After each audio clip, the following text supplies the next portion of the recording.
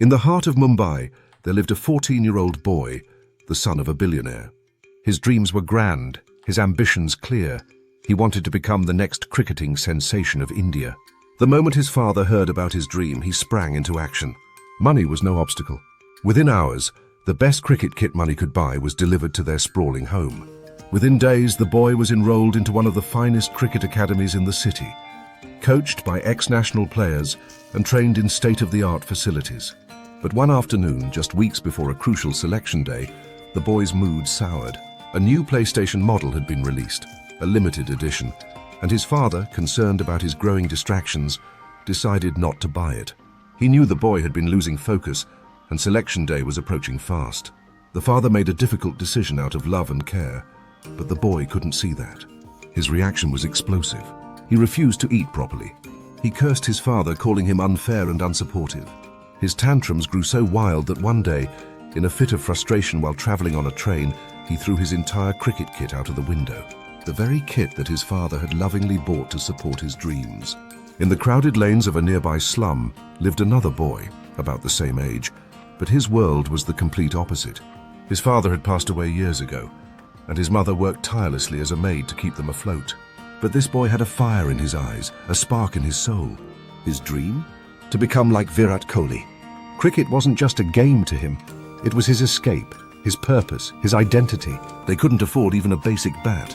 One day, sensing her son's passion, the mother went out and found a piece of wood from a coconut tree. She brought it home and handed it to her son. He held it like treasure.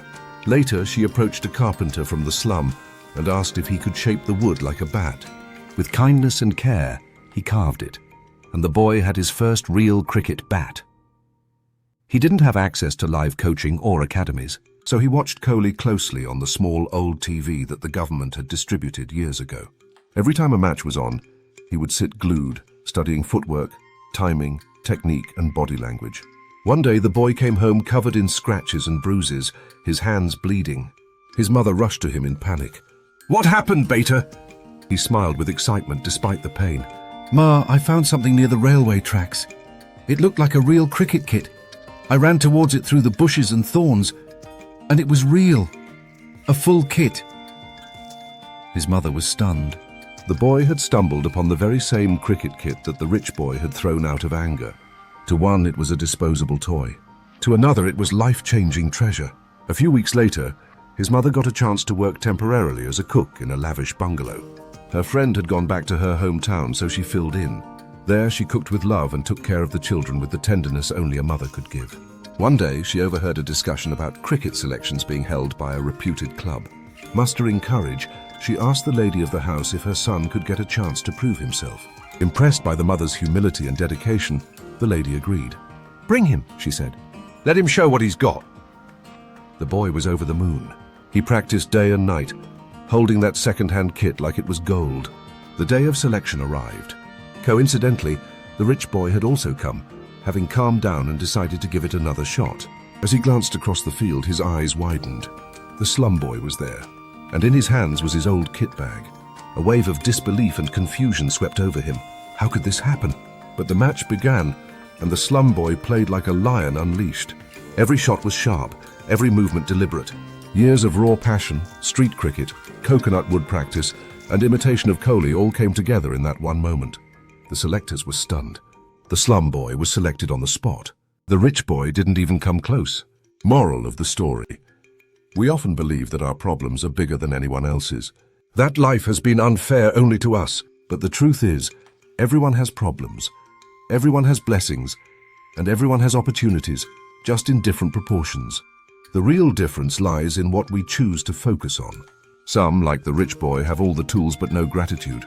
Their minds become magnets for negativity, seeing only what they don't have. Despite the abundance around, they feel empty. Others, like the slum boy, are opportunity magnets.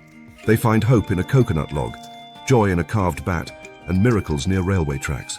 They focus on what can be done, not on what's missing. Just like a magnet, your mind attracts what it's tuned to. If you are fear-focused, you will see threats everywhere, even when surrounded by safety.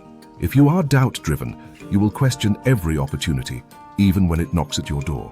But if you are an opportunity magnet, you will find chances to grow even in the middle of thorns.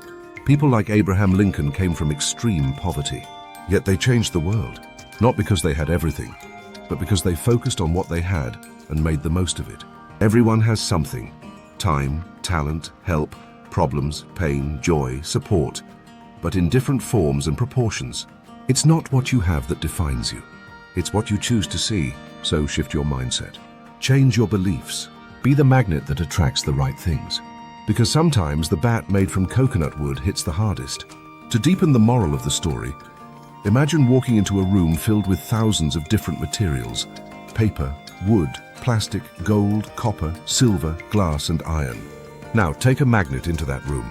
The magnet doesn't deny the existence of the other elements. It doesn't claim they aren't there, but it only pulls iron. Not because iron is the only thing present, but because that's what it's built to attract. In the same way, our mental magnetism, the way we've shaped our mindset, determines what we notice, what we focus on, and ultimately, what we experience. A fearful person, upon hearing one news report about an attack in Kashmir, instantly imagines worst-case scenarios. What if a war breaks out? What if it comes here? It's not that this is the only piece of news they heard that day. Maybe there were stories of peace, innovation, or joy too, but fear acted like a magnet, pulling only what matched its charge. Meanwhile, their more relaxed friend, exposed to the same information, might barely remember the story. Why? Because his inner magnet isn't tuned to fear. A prideful person suffers similarly. They walk through life constantly scanning for signs of disrespect. Even the smallest gesture, someone not standing up, not greeting first, or using an informal tone, can deeply hurt them. Not because others are being rude, but because their inner magnet is attuned to look for disrespect, and so it finds it, even where none was intended. So what you focus on, what you react to, what you carry with you day after day, it all depends on the magnetism you've developed within.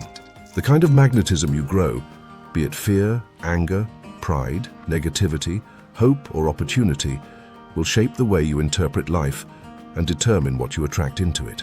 Just like the boy from the slum, if you build the magnetism of hope, passion, and purpose, even a thorn bush by the railway can become the source of your breakthrough.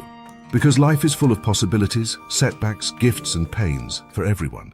But the question is, what are you a magnet for?